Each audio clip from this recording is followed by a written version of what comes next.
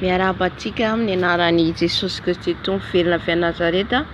Tsika rehetra maneran-tany ato amin'ny chaîne YouTube Mibebava ho avy Jesosy dia misy chaîne vaovao vao misokatra izay mitondra ny chaîne hoe fampiverenana ny olona amin'Andriamanitra. Fampiverenana ny olona amin'Andriamanitra. Io zany no chaîne YouTube vaovao hitantsika eto izay misokatra. Juste ny chaîne YouTube zany dia filazana nofy io filazana fahitana no zarainao filazana hafatra avy amin'ny Tompo ary raha misy fampitandremana omen'ny Tompo dia zaraina amin'io chaîne YouTube io. Natokana zany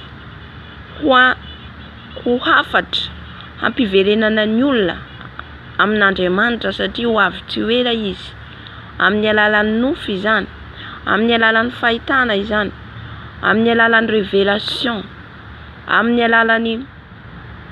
alalan'ny teny fampitandremana omen'ny Tompo dia ato zany no izarana izany. Ny amin'ny chaîne YouTube Mibebava ho avy Jesosy dia vavaka no ao amin'io chaîne io zany.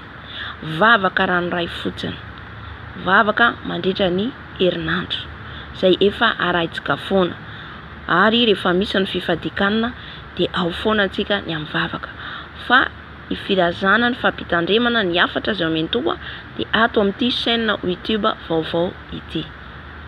Isaorantsika ny Tompo izay nanome an'izany dia voninahitra ho an'i Jesosy irery ihany ho azy hatramin'ny taolandrena mandrakizay satria izy no manome tolotsaina.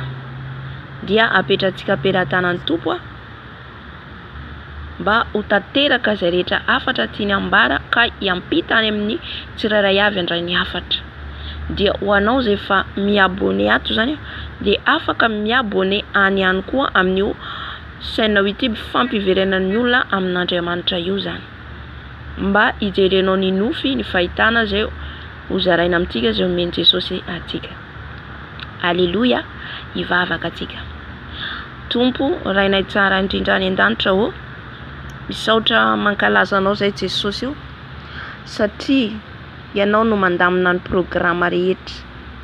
Ianao no mandamina Jesosy ny programa izay taonay Jesosy amin'ny asanao. Ka dia misaotra Tompo ny amin'ny nanokafanao ny YouTube vaovao ndray Jesosy ho an'ny vahoakanao. Voninahitra anao Jesosy, anao izay hatramin'ny taolandrindra ho mandrakizay, ho kasianao ny fonimpiain'ny tsirairay avy mba hiabone ihany koa, mba hahalalany izay rehetra tianao ambara. Misaotra Jesosy. Amen. Tahiny Jesosy daholo Tompo.